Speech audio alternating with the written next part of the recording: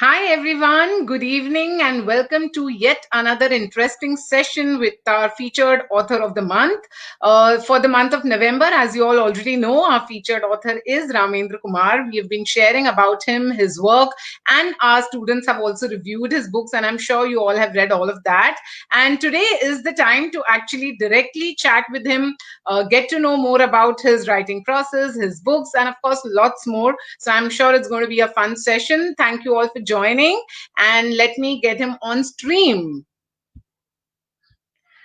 Hi, Ramendra, and welcome Hi, to the hi. live author chat series on Beyond the Box. Yeah, So, thank uh, you. so yeah, and I see that people have already started joining. So I'll just introduce Ramendra for all of you. So Ramendra Kumar is a writer, a storyteller, and an inspirational speaker with 38 books to his name. He has won 34 awards in the competition for writers of children's literature organized by Children's Book Trust over the years. This tally is one of the highest won by any writer. Ramin's writings have been translated into 29 languages. His stories have found a place in textbooks and anthologies in India as well as abroad. His tales have been showcased on several prestigious online platforms such as www.kahanifestival.com, Radio Mirchi, Google and Apple Podcasts, Spotify, etc.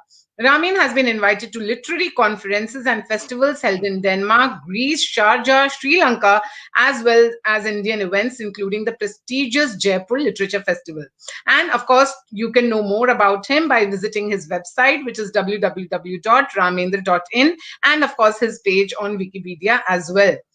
So, once again, a very warm welcome, Ramendra. And I would like Thank to you. begin this chat by asking you, how did you develop the love for writing and how did your first book happen? If you could just tell us the story of that, I'm sure it would inspire many who are probably, just about to take that plunge or who are still in two minds.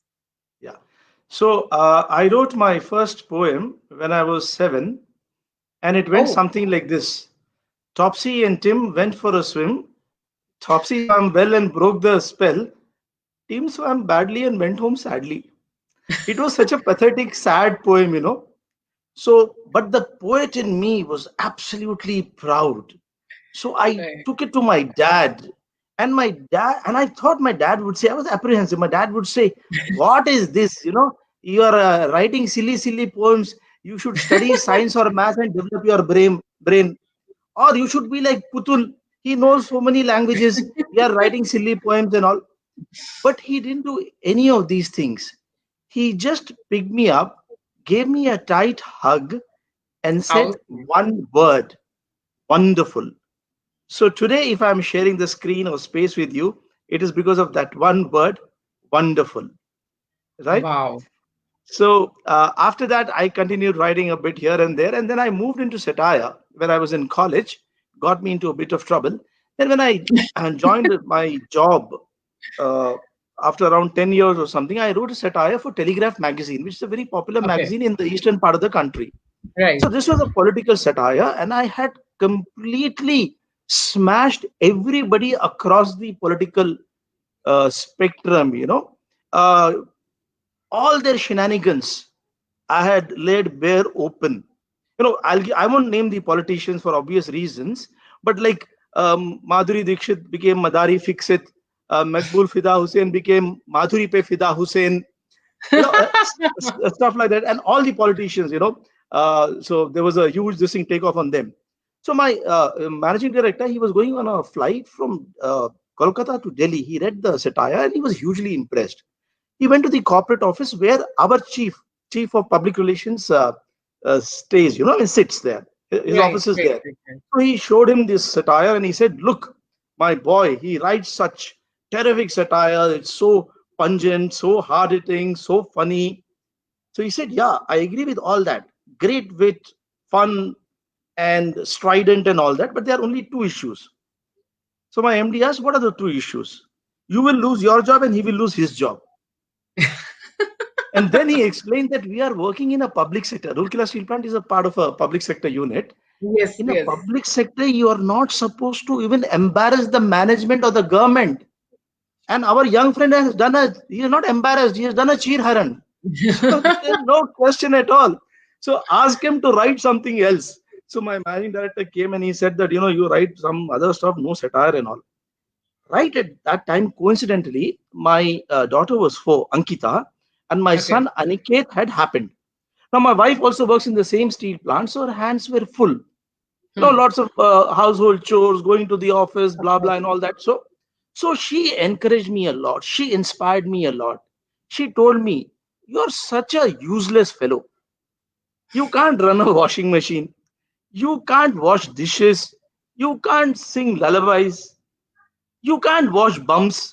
The least you can do is to tell Ankita stories while I engage our son Aniket."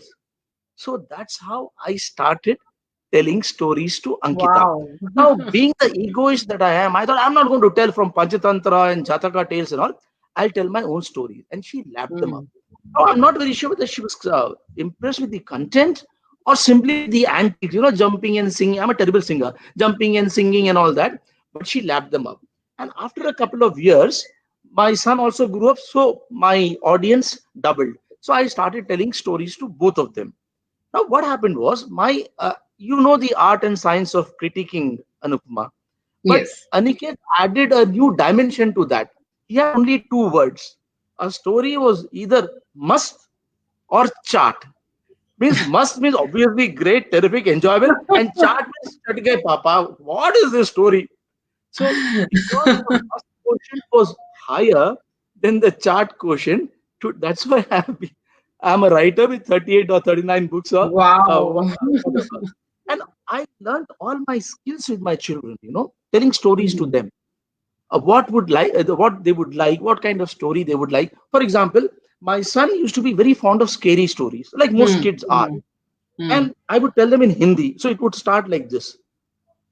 के ठीक 12 बजे छन छन छन छन सीमा जा रही थी जंगल में तभी आवाज आई छन छन. Now with every chan chan and with every woo, my son would come closer and closer and closer. Right, By right. the time Seema ate the jackal or jackal ate Seema, he would be sitting on my lap, clutching me, holding me tight, and looking at me like this. It was Right. such great fun, it was such great I'm fun. sure. And my entire journey as a storyteller has been punctuated by these small but significant milestones, whether telling my Of stories to course. my children or other children. That's lovely. I think this is, I mean, so the way you've shared this was so interesting and, entertaining. I'm sure the people who are watching also, they got their dose of entertainment. And I think that really is such a lovely way to bring about, the creativity, because you also get to bond with your kids. And then, of course, you're also nurturing your own story telling skills. So that's wonderful to know. But as a reader, what are the kind of books you have, enjoyed reading? And are there any interesting, maybe memories or, anecdotes associated with some of your favorite books, if you could share that with us? Anuma, I should thank you for this question because this is one of the most interesting questions that has ever been asked, to me. Because I grew up reading Enid Blyton, but I always wanted that Yeah. humor element, Yeah. Like Yes. most things in my life, I want humor, Either I create humor or I enjoy humor. So I Hmm. used to like those Five Find Outers more. If you've read them, the main character is a chap called Fatty, and he does his ventriloquism, and there is a constable and a small dog. And on one occasion, the dog and the constable get locked in a cupboard. It's a lot of Right. fun. Then when I used to like Asterix comics, but after when I was in college, I got hooked on to PG Woodhouse, and I have read almost Woodhouse. I'm a member of the society. I've written research Okay. papers on Right. Woodhouse. My favorite character is a chap called Smith, P. Smith, P being silent. And there is a book called Leave It to Smith. I would have Hmm. read it not less than 15 to 20 times. And I have literally tried to imbibe those qualities and all. And so one of my friends in college, she told me that, Ramin, you are a lot like Smith. And that made me the happiest person during at that point of time. And now the Smith is a guy who's kind of nutty, he's crazy. He has got the gift of the gab, and then he's very very witty but slightly unhinged, and he'll Hmm. indulge in larks or pranks which nobody normal can imagine. Right. So what I did, so what happened was when my son again was around 6, then this 9/11 happened. So he was pretty good in painting. So he painted the sketch of these two planes crashing into the twin towers. Hmm. Okay. So it was a pretty nice one, colorful and all that. And he also knew that there was something like this and had happened and all. So I thought of Right. playing a prank on him. So I Mm-hmm. wrote a letter, uh, and I asked the housekeeper to give it to Aniket with his name inside in the envelope and all. And he got that letter. It was written in red ink, and it read something like, "My dear Aniket, uh, many countries are after me. The armies of many countries are after me, and I have come to know that you draw sketches about me, my activities, and you like me. So I am going to come to Rourkela and stay in your house and in your room. Your friend Osama bin Laden." Now my son saw that, and the color drained from his face, and all he got a fright of his life. Then Of course. he's asking Of me, course. "Papa, is this written in blood?" I said, "Yeah, it is blood." Oh Then God. now what are you going to do, Aniket? How are you going to escape? So he said, "You know what? I'll write another letter to him and tell him to go to Mohanty uncle, one of our friends' place, whose wife is a doctor. And Mohanty auntie will scare away Osama with her injections." So I Oh said, my "It's a God. good idea, but don't tell anybody." So he wrote that letter and then he sent it through me to Osama. 2 days, but I said, "Don't tell anybody because Osama's network is huge." So he said, "No, I'll not tell anybody." 2 days later, a letter came. "Aniket, you are no more my friend. You are planning to scare me by sending me to a doctor's house who will scare me with injections. I will take care of you, your enemy Osama." And you should have seen Aniket's face, Anupma. Absolutely he started stuttering and all that sheer fright. I can And my imagine. wife Oh took the daggers God. at me. And I asked, "Ani, did you tell about your letter to anybody?" She said, "Yeah, I told my best friend Rohan." I said, "That's how Osama came to know." But then, seeing his condition, I hugged him and I told him, "Ani, this is all a joke and all that." So first it was he was very relieved, and then he was very angry. And for the next 1 week, I had to tell him not one, not two, but three stories every night to atone for my Oh. sins. So this was something crazy I did with Oh, my that's kids. very, I mean, I must say it's quite crazy and quite, I mean, I'm sure, and I pity, I mean, poor Aniket, I'm just imagining, his condition. That was fun to know. And yeah, we're just getting comments from some of our audience. I'll just maybe show a couple of them. So yeah, this is a comment from Vasudha Thanks, Pansare. Vasudha. She's saying amazing storytelling. I think and I must say, yes, the way with, you narrate something is definitely quite engaging.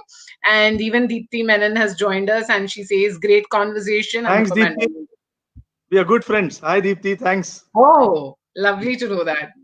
That's nice. And for everybody else also who has joined us, if you have any questions, we have the prolific writer Ramendra Kumar with us today. So please post whatever you wish to us related to his journey, or any doubts you may have on creative writing. Feel free to post, and as time permits, I will try to take them up at the end of the session. So now let's talk a bit about writing, Ramendra. That from the time when an idea hits your head. What is your writing process like? Because as a writer myself, I do understand that the way we approach writing varies from writers to writers, and sometimes even for ourselves it can vary. Like I might write with a certain approach on some day, and I myself may have another approach on another day. So yes, do you have like a specific approach, if you could share that? And also, because you write for kids, and also for adults, so if you could talk about how the approach varies, if at all it does, Mhm. like when you write for kids versus when you write for adults. Yeah. So for me, when an idea strikes me, I allow it to incubate for some time, not a very Okay. long time. So then in my head, the plot begins to form, Right. couple of characters begin to take shape, Right. and the structure, the loose structure. So Hmm. once that is incubated enough, after a couple of days or a week or so max, I get down and type out my first draft. Now, I put in a lot of effort on my first draft, but it's usually done in either one sitting or two sittings because I write like that. I can't write Right. in gaps. I would prefer because the idea in my head keeps knocking there. So if I don't get it out of my head onto the this thing computer screen, Yes. I'm Yes. very restless. It makes me very fidgety and restless and all that. So once the first draft is ready, I just have a look at the first draft and all that, Hmm. and then I just shut it. Okay. And for a week, I will not look. Week or 8, 9 days, I won't look at it. But in my head, a little bit of editing is going on and all that. Then Yes. I again go back to my first draft, and then uh, spend some more time on it, checking the punctuation, checking the grammar, Hmm. checking how the characters have come out, whether they are believable or not, etc. About that we can, I think, discuss later also. Right. Right. And Right. then I finalize it.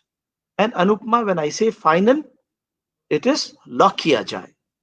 Then I Okay. don't go visiting. Then I send Yeah. it to the editor or whoever it is. Hmm. I don't like to Hmm. fidget with my story too much because I feel that in the first and second attempt, I give my best. I don't want to Hmm. go back, and I don't have any doubts about it. I'm a reasonably confident writer in the sense that whatever I've written in after by the second draft, whatever I've written, I feel that is my best. That is the best version of my writing on that Okay. particular theme. Right. So that's it. That's it. Wonderful. I think this is important advice also because a lot of us tend to, like you said, that when you lock, it's important to then completely lock because otherwise Yeah, it's yeah. never ending, right? You will just keep going back and keep finding something or the other, and it doesn't make sense. So, yes, I think for those who are watching, I guess Mm. this is a message that we can take as writers that yes, it's important to edit and, bring out that quality writing, but at the same time, it's important also to let go, I guess, beyond a point. You can't just keep revisiting when you've decided to lock. I think, yes, that's essential. So that's great. And for I'll just, children and for adult writing, yeah, I yeah, of course. follow the same thing. Only the audience differ. Okay, But the method is exactly the same. exactly. Same. Okay, okay. So maybe with children, probably I think with respect to language, then maybe you might be just being probably a little careful, I guess, with respect to keeping it little, not that a complex language or maybe something like that. Do you keep that in mind, like with respect to Yeah, the see, but language? I don't know because when I'm writing for a child, I think there's something happening inside the head. Automatically I go into that Huh. zone. I think, I yeah, go you're into that right, zone. actually. I go Hmm, into true. the zone of Ankita and Aniket. So when I Yes. write, usually the words are not complex at all. Yeah, I get that. Yes, yes. I think it's important, like you said, getting into that zone once you're in that frame of mind, automatically, I guess the words flow like that. So, yes, that makes complete sense. And I'll probably just show a couple of more comments. So, I think this is one of your friends, Yeah. Devashish is Hi, giving you Devashish. Thanks for joining. a and Partho Hi. says, lovely. Wow, 3 stories a day is amazing. There's a question from Deepthi. She says, hi Ramendra, how do you manage to be so prolific? Is writing an everyday process? And if so, how long do you write for? Is your first draft humorous or do you inject humor in later? So I think the reason why I'm prolific is that I write very fast. I think, Okay. and it's not an everyday process. As in, I have to get up in the morning and decide that I'm going to write a story today.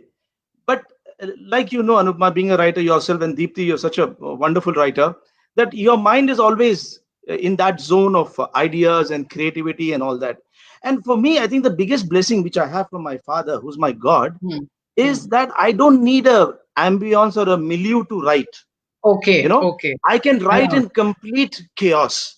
For Oh, wow. instance, when my Hmm. kids were young, I would be writing a story, the first draft or the second draft, Hmm. and suddenly Hmm.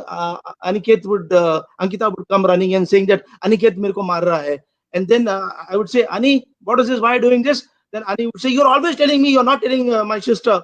Or my wife would shout that your mother-in-law has given a ring and you're not even answering her back. Or the one some media, I'm a public relations guy, or some media guy Hmm. would say that, oh, I've Hmm. just heard that there's an accident in the steel plant and two people are injured and all. So I attend to that particular this thing, duty or whatever it is, function, Right. then go back to my writing without losing that thread. So I can Okay. write. I love writing, or I can write in chaos. Then there's something, now that I'm taken with voluntary retirement, I can share with you that in a public sector, no, most meetings are terribly boring. So out of 60 minutes, 55 minutes is complete, absolute, total, unadulterated bilge. 5 minutes is sense. So that 5 minutes of sense, if you can grasp, the other 55 minutes, once upon a time, long, long ago, you're in that. Made the You're in that best use of space. that. You're in that this thing. And I would note down. Meetings are going on. I'm noting down points and all that, or writing about a character or something, writing poems and all. So, and then coming home and then typing it out and all. So, and okay, Lovely. even when I'm going, I and my wife and I, we work for the same company. So while going to the office, I drive, and she keeps extolling the virtues of her this thing, my mother-in-law. That time I don't do any of these things. Because then I'm paid total attention to her, because that is life risk. I can't risk my life for that. Then the second question which Deepthi asked was that, is your first draft humorous, or do you inject humor in later? So Deepthi, you cannot inject humor. It Hmm. has to be in the story. It has Yes, to very flow well with said. the narrative. If you inject humor, it is not humor. It is, like doing something by force. It is not natural, and that will never have the right kind of impact or effect. Right. I think that's really well said, that it has to be there in the essence. You really cannot inject. And that's a great tips that I think we are getting so many comments. I'll probably quickly show a few.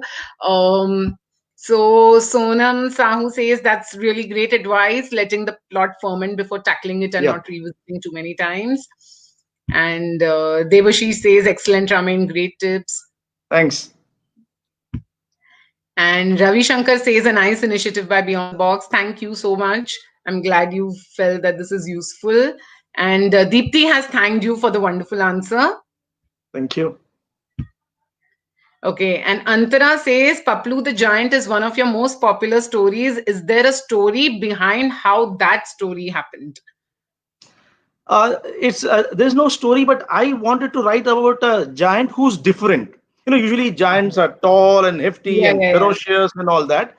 So this giant is somebody who hates violence. So he's put in a very difficult predicament, and he comes out of it not through violence, but by using his own ingenuity and initiative. So that is Okay. the catch. Lovely. I think your ideas are so refreshing and creative. It's really wonderful. And I'm sure it's also inspiring the kids of BTB who are watching. And this is a very sweet comment. So I just want to show. Sudharani says, hello, Ramin. None of your conversation will go without Madhavi in it. Really romantic that way. I assume Madhavi is your wife's name. Yeah, So, yeah, yeah. yeah. Okay, that's really lovely. So, I think we've got some great advice already from you. Now, what I want to ask you is that you of course have written so many books and you've won so many accolades and achievements and awards. What do you think truly connects the reader to a story? Because you know what, a lot of times even the writers who are associated with Beyond the Box or even otherwise, there's always this thing of what really makes for a good story. So what is your perspective on that? Most important, it should be entertaining. It should have a hook. It Hmm. should drive, or how should I say, encourage the reader to move on, Right, right, right. especially the young reader, especially when you're writing for children. Yes, Otherwise yes. they'll just switch off and switch on something else. Some entertainment, that is extremely, extremely important. I also feel, though many publishers, many editors won't agree, Hmm. that every story should have a tiny value tucked in somewhere. It should be preachy or moralistic. It should Hmm. flow seamlessly with the narrative. And by Right, the right, time the young reader finishes the story, he should imbibe or internalize that tiny value in right. some way without even realizing it. According to me, writing only for entertainment is half the job done. Hmm. You should have I wouldn't say a message, I wouldn't say a moral, but a tiny value, Hmm. absolutely almost subliminal. And also, I believe in these fractured times when you have so much of deaths and Hmm. violence and Right. every Right. kind of morbid stuff moving around. Your TV news reads like a horror channel, Yes. or Yes. looks True. like a Very horror true. channel. Horrific news In all these around. Yes. times, you should have a hope somewhere. The takeaway of hope. Okay, there is definitely a dark tunnel Hmm. at the end of which there is hope. The Hmm. tunnel is dark, but it is not too long. Wow, that's such a lovely way to put it, that, that little claim of hope, I guess. And I really like the fact that you said that, it's not necessary for stories to really have that moral or message, but more like, that value which it holds. And I think, especially for children, that's very important. And a lot of times, kids are so perceptive these days that they will get it if you are, successfully putting it out there in your storytelling. So that was great advice. And I am just loving all the comments. So Katie says, excellent tips, Ramendra Thanks. Kumar. Thanks, Katie. And Ravi Shankar says it's like a literary evening. Lovely. In fact, now after talking to such wonderful authors as a part of this initiative, I'm thinking that maybe Beyond the Box should actually conduct a literature festival, I think, and have a day dedicated to literature. I'm sure it'll be a lot of learning for everybody. That'll be Uh, wonderful. That'll be wonderful. Yeah, and I'm quite motivated now seeing the response. Okay. So, Ramendra, since we were talking about, what makes for an engaging story, an effective story, I wanted to also touch upon character building, because I've especially noticed, that in your stories, characters are really interesting. You were also talking about this character of a giant earlier. And then, of course, I've read the Canine Chronicles, your latest book. One of our students has also reviewed it. So even that, is from the perspective of a Labrador. So it's really lovely how you have these variety of characters. So I think it will help the kids as well as the writers who are new to writing to know how you approach character building. Some tips there from you, I'm sure, will really help everybody. First and most important, Hmm. absolutely the most important is the reader should be able to empathize with the character. Hmm. If he can't Yes. feel that empathy, even if it's a negative character, Yeah. Yeah. Yeah. he Yeah. should be able to empathize. Hmm. The character should be believable, Hmm. Right. right? And then he can have a quirk. I prefer creating characters with some kind of quirks because then they are very memorable.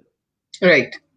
Well, I think I can best illustrate by giving an example from a character of mine, which was very, very popular. It's a book called A Tsunami Called Nani, in which there is this 12-year-old guy whose parents are very, very boring and all that, and they keep forcing him to study to become either an engineer or a doctor or a collector and all, and they keep counting money or dreaming about money. Into his life enters Nani. Now he thinks that Yeah. Nani would be some 72-year-old relic who'll be hobbling on crutches and screaming or unleashing bhajans on him and ask Right. him to apply Jhandu balm on her tired feet and all. But instead, she is a 62-year-old lady clad Ah, in a jeans and a kurti who has a heart of a 26-year-old and a wow. mind of a Machiavelli. Very cunning, Oh, cunning, and how should I say, a very creative kind of mind. So she turns this guy's complete life upside down. She makes sure that her parents realize that life is not competition, and there are a couple of other characters who try to act very funny, pompous, and yes. patronizing with her, Mm, using mm, her sense of humor, using right. her guts, her gumption. She Mhm. brings them to book. And at the end, she's kidnapped in a particular situation and all. Okay. Yeah. So she Mhm. gets out of the kidnapper's clutches, and she inspires a few kids, a bunch of kids who are twice blessed. They are orphans and they are physically challenged to win a dance competition. So Okay. this character has got loads of humor. She's almost irreverent and all that, but that is what Mhm. appealed to the kids, because she was so different from the stereotype, Yes. and yet Right. there was so much she was doing, which was really, really good and empathetic. Yes. Yes. Yes, very interesting to know that, and I'm sure that really, gives us some inspiration as writers. When Because I think truly, I believe as a writer and even as a reader that characters are truly, the backbones, right, for any story. As you said, it's very important for us to somewhere have that empathy for them. That's how we stay invested, in their story. Now, before I ask my next question, I would like to take this question from Arun Bhatt, who is asking you about your struggling days as a writer. So I'm not sure if you really had that kind of a phase, but if you did, yeah, you can probably share about Yeah, the only thing I can say, Arun, is that I'm still struggling. it. Even after 39 books, when my manuscript goes to the to the publisher, I'm still, it's a nail biting tension. I'm not sure that it's going to be accepted or not. So the struggle is on, and the struggle will continue as long as I'm here, you know. I think, you have a wonderful sense of humor, which is pretty evident in this conversation. And I think that is what, inherently there in you, which translates to your stories as well. So now from struggle to the high points, let's talk about the high points in your career. I'm sure there might have been many. You've won so many awards as well. But for you, if you remember any such moments or achievements, or it could be something even as simple as maybe somebody came and said something, about some of your books. So yeah, please do share some of these high points of yours. We would Yeah, love to so know. quickly, I think the one of my the high points of my career was when I got 14 awards conducted Mhm. by Children's Book Trust in one single competition, which till today remains a record for Wow. any writer. Overall, I've got those Of course, 34, of but one course. single competition, Brilliant. 14 awards. Then also this Paplu the Giant, which Sudha Mm. mentioned, or Yeah. Antara Yeah. mentioned, sorry, it was picked up by Pratham Books for storytelling in 2013 on the Oh, National International Literacy Day. So more than wow. 1,000 sessions, 26 languages, 27 states within the country and outside. Then one story of mine called Internet in the Jungle has been picked up by the Sri Lanka government, and it's been included in the textbook. And 3,20,000 copies of the textbook have been distributed across the island Wow. nation for class 5 students. So when the translator told me 3,20,000, I think I must have counted the zeros at least 10 times. Then Of I asked course. my wife to count the zeros because I thought it must be 3,002. It can't be 3,20,000, man. That's too much. Wow. So, Wow. and there was one more thing was that recently we had Times Author Awards competition in Delhi, conducted by the Okay. Times Group for the women writers. So in the Mhm. children's section, I was chosen as one of the jury members. So in Okay. the Lovely. prize distribution function in Delhi in the Taj Hotel, I was sharing space or rubbing shoulders with the likes of Shashi Tharoor, Shubha Wow. Day, Ashwin Sanghi, Amazing. and many other celebrities. And the best part was I could get a chance to speak for 2-3 minutes, and in that 2-3 minutes, I did some leg pulling of Shashi Tharoor as regards his proclivity for long words, and he liked it, you know. So Oh, yeah. lovely. That Then is, I think, really a wonderful memory. yeah, and finally, I had gone once to 2 years back to a juvenile delinquent center. It's a part of a jail, Rourkela jail, you know, where Okay. quite hardened criminals below the age of 12, so-called hardened criminals. The hardened criminals are bureaucrats and politicians, but these little kids. So Yes. I told a story, and I danced with them to the tune of Batamiz Dil, my favorite number. And then I had a lot of fun with them and all. So while I was going, there was a small, tiny guy. He caught hold Hmm. of my shirt and he said, "Uncle ji, fir kab aoge?" I will Oh, never ever that's remember so this, sweet. forget these words. Uncle ji, Right, fir right. kab aoge? It's a high, That's really one of the really high sweet. points of my career. I'm sure. Yeah. So, like I said, it's always a mix of achievements and these little moments, which you shared about the child thing that I'm sure it's so lovely to know that. And so we're getting more comments. Deepthi Menon says, Anupama, wonderful conversation. Close to you and beyond the box. Thank you so much. And she's also congratulating you on all your achievements. Amazing indeed. Thank you. And Deepa Agarwal also says heartwarming. Thank you, Deepa ji. You were there in that function. Oh, okay. That's Yeah, yeah. wonderful.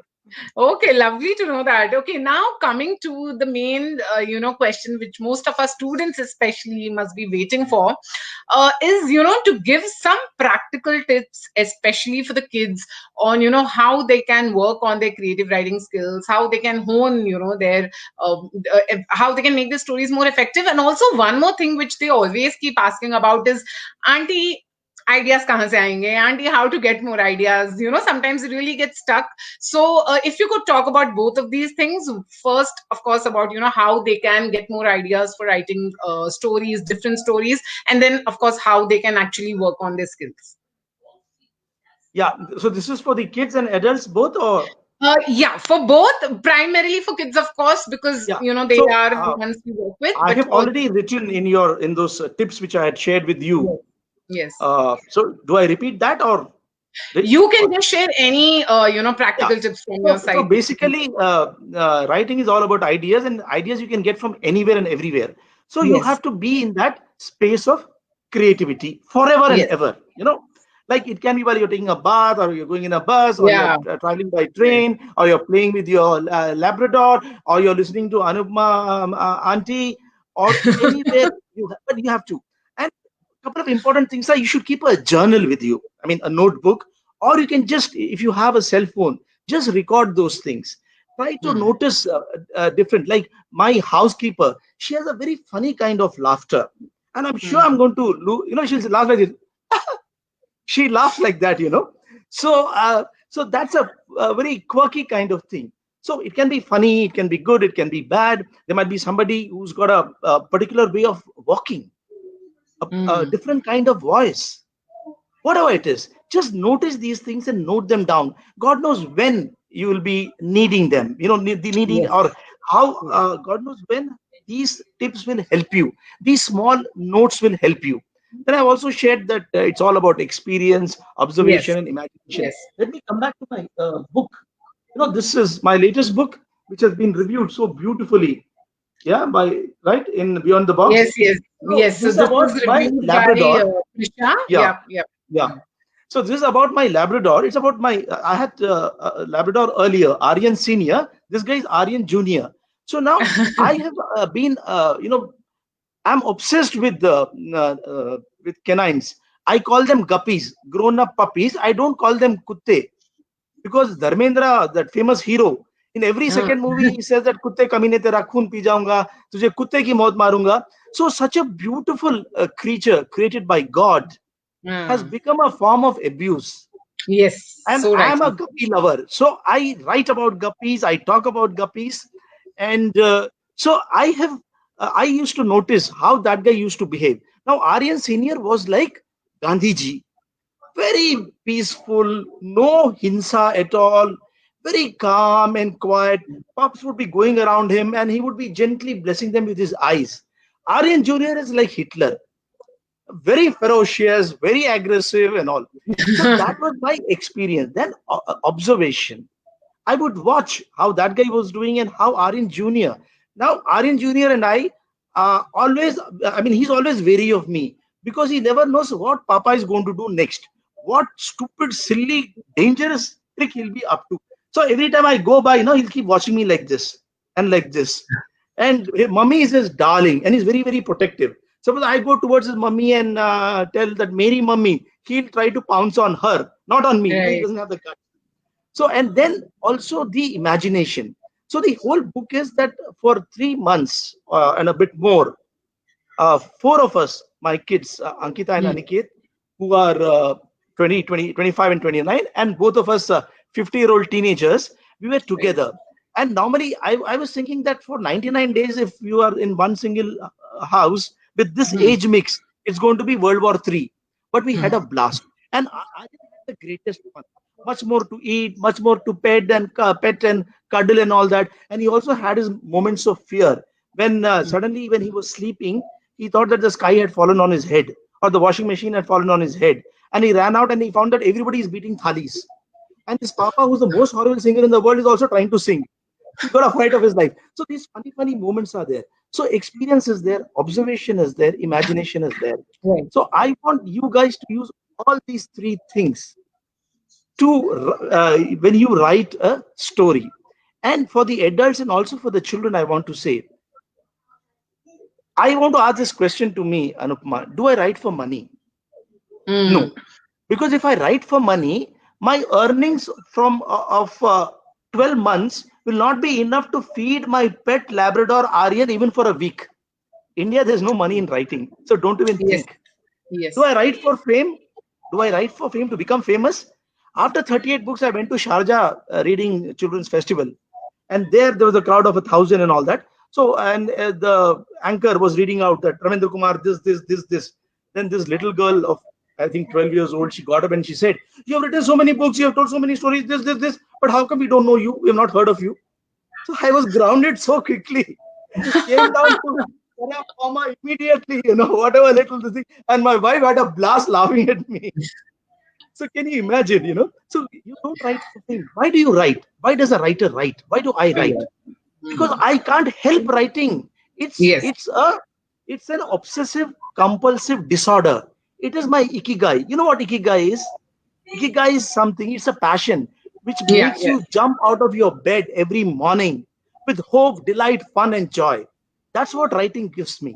And that is why I don't write to please anybody. I write because I Right. enjoy the process. I'm not Yes. concerned about the result when I'm writing. It might be published, it might not be published, but I'll continue writing even if nobody else reads it other than my pet Labrador Aryan, because I'm invested in the process. I'm Yeah. invested in the joy. So if you people try to, have that kind of, should I say, involvement in writing, and don't wait for an ambience to write. There was this Yes. friend of my father's who would go to Dal Lake in Kashmir and write poems. Now I can't do that. No, if I talk about Dal Lake, my wife will dump me in the washing machine. That's it. No Dal Lake for me. I have to write here and now. So you don't Yeah. wait for inspiration like that. Write it right when life happens. Don't wait for something else to happen. Don't wait for Yes. inspiration. Write it. Right when you get a little bit of inspiration, write it. So, and that is the best way to be alive to those Right. ideas, to those Right. sparks of creativity, and live in that present moment of writing. Right, right. I think beautifully said. Especially, I really love the part where you spoke about, why we write. I think it's very important for us to answer that. For all of us should be doing it. And as you rightly said, enjoying the process is very important. I think today somehow we have all become so outcome oriented that somewhere we are going away from the process. So this is for all of us, everybody who's watching, for me as well as a writer. That yes, I think we need to focus on that process, enjoy it, and why we really want to write. I think once we connect to that, then everything else becomes immaterial. I So would like that's to really add one thing, wonderful. Anupma. If you allow me, I Sure. would like to add one thing. Sure. Please don't fear rejection, Yes, that's very important. I agree. because rejection is a part of writing. Don't fear rejection. And then I second thing is, completely agree. Yes. write in as many genres as possible, Right. because you never Mm. know where you're going to excel, or you might excel in everything. I've written sports stories, fairy tales, fantasies, realistic fiction, here and now writing, and God knows how many else. Comic books, graphics, picture books, everything. you know I love writing, that's it, period. So don't be kind of plot down by things like, I'm going to wait for this, I'm going to write in this genre. Write in as many genres as possible. And especially when you're writing for children, don't talk down, don't patronize. That is the ultimate sin for a writer who's writing for children. Children are Hmm. smart, they are smarter, they are wise, they are wiser than you and I don't know whether I'm sure you'll agree. So I don't agree because patronize I them. interact with them day in and day out as a part of I, BTB. Yes, so I agree. exactly. Yeah. So you know how genuine they are and how smart they are. There was this. I had gone to a conference in Delhi where this lady was there from the American Library, very very impressive personality, and she was telling children's writers how to write for children. And she said, while writing for children, you should go down to the level of children. So I raised my hand. I said, I have a comment to make. She looked at me. I was a non-pedigree writer. Even I still am a non-pedigree writer. Yeah. So I said, ma'am, I totally agree about everything which you have said, but your direction is wrong. You don't have to go down to the level of children, because rather you have to rise up to the level of children, because children are closest to God, and God lives there, not down here. And during the break, she was running after me with her visiting card. That is what I want all writers to realize. Please don't patronize. Hmm. I think very important point, especially because I also do interact with children, and I completely agree that I think we have to respect their intelligence. I mean, like you said, they are truly like, sometimes they amaze me actually during the classes or even otherwise with some of their, the perspectives on things or what they have to say about something. So definitely we don't need to patronize at all. We just be honest to, what you're trying to convey. And yes, everybody is loving whatever you're saying. Sonam Sahu says such an amazing conversation, Thank wonderful you, thought. Sonam. And Ram Swarup Bhatt says, lovely presentation, very impressive and entertaining. God bless you both, dear ones. Please enjoy life with family and grow in life. That's lovely. Thank Thank you. you, sir. Thank you. Yeah. And Deepa Agarwal says, thanks a lot. Always fun listening to you. Thank you. Thank you, Great. Deepaji. So I think it was a fabulous conversation, but we have a final quick fun session before we close this live. So this is a surprise quick five I do with all the authors at the end. So just to let know you a little more. That's it. So are you ready for this rapid I'm fire? very nervous. I'm biting my nails. No, I'm a very good. Like I always tell all my guests that I'm very good girl. I ask all nice questions. Hey, I want you to ask all nasty questions. Acha, okay, no. So we are like, very, yeah. And I always say I don't have any hamper also to give. So, it's a stunning joke that are you giving us something? And I'm like, no, I don't have any hamper as well. Okay, so let's go with the Jaldi five questions. Okay, so the first question is if you could get a chance to bring to life one of the characters in your own books, which character would that be and why?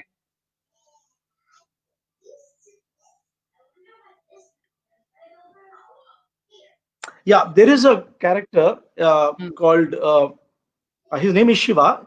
He's from one of my most popular books called Now or Never. Okay. He's a boxer, and Hmm. he sacrifices his career to save his son's life. I mean, he fixes a match, and with that money, he performs a surgery. Okay. And he's so shocked by his own this thing, decimation of his career, that he becomes an alcoholic. So the son, when he grows up, brings him back to boxing. So this character of Shiva, I love, because of the pure, pristine, unadulterated, undiluted, unconditional love he has for his son.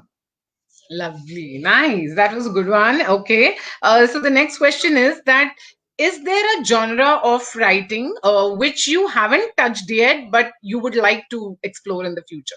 Yeah, I would like to write my autobiography, but I'm scared that I'll Oh, be murdered. in the autobiography. Oh, that was Yes, funny, but by that would many be people, including my interesting. life, including my wife. Sorry, so many dark Is she secrets. watching this? No, she's not. Later she'll watch it. Okay. That's nice. Okay. Okay. So the next question is the hills, the beaches, or a quiet corner at your home, which is your preferred location for writing a story? Anything but a quiet corner in my house with Madhavi, my wife, hovering in the background. Because if she's not there, I feel very lonely and left out. And with my Okay. lab at my feet, that Uh, is the thing. okay. Okay. And anyway, you did mention earlier that you can write in any kind of Yeah, yeah, like I'm I can write going to anywhere. talk about, yeah, so it should probably not matter much. Okay. Coffee, tea, or juice, your preferred drink? Tea. You're a tea lover. Okay, Yeah. great. And lastly, if you are logged in a room for a day, like, without any network, what is it that you would really need to, keep yourself like engaged? Books or a laptop where you could simply just write your story, or you do not need anything? Like, I mean, I don't think I would need anything. I would be so you are comfortable in okay my to be. own crazy, insane world of Oh, imagination and okay. creativity and That's all that. nice. Okay, so you're also a person who can actually spend time with yourself. I mean, you mean like, Yeah, yeah, yeah. Comfortably. oh, that's lovely. So I think you did very well in this Jaldi five, and good Thank job you. at the rapid fire. Thank you. So yeah, thank you to the audience who joined, and thank you so much for that fabulous session, Ramendra. I think truly Thank we you. all have Thank you. learned a lot, and you not only made it enriching, but you also made it very entertaining. So thank you for taking your time. Thank you. Thank you so much. Thank you so Thank much. I you. enjoyed it. I enjoyed it. Yeah, Yeah. same here. Okay, so bye. Bye bye bye. And bye to the audience.